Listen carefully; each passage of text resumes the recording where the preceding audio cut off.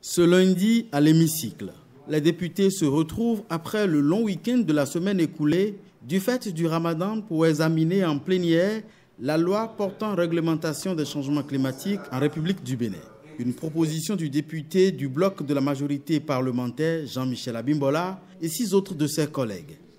Depuis un certain temps, les changements climatiques représentent une menace majeure au développement durable et se manifestent aujourd'hui avec acuité par la perte de la diversité biologique, la désertification, la sécheresse, la dégradation des terres, l'érosion côtière, la déforestation, la pollution atmosphérique.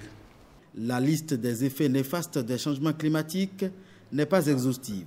Le texte de loi proposé comporte 98 articles, organisés en 32 chapitres et répartis en 10 titres. Il vise à prévenir, protéger et gérer les conséquences des changements climatiques dont le peuple béninois pourrait être victime à court, moyen et long terme. Au terme des débats qui ont duré une partie de l'après-midi, la loi portant réglementation des changements climatiques en République du Bénin a été adoptée à l'unanimité.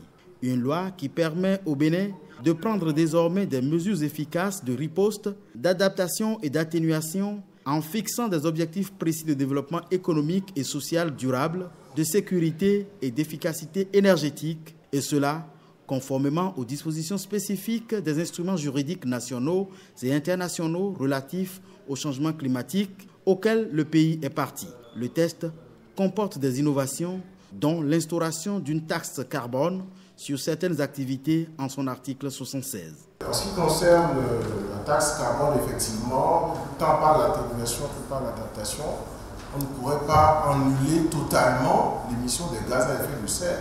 Donc on instaure une taxe pour instaurer une certaine forme d'équité vis-à-vis de ceux qui émettent plus que d'autres. Il y a un niveau, un seuil qu'il faut définir au-dessus duquel et ceux qui sont des grands émetteurs soient obligés de payer la taxe carbone. Après sa mise en conformité constitutionnelle et sa promulgation, le législateur, en l'article 98 de la présente loi, a prévu une période de grâce de 6 mois avant son entrée en vigueur.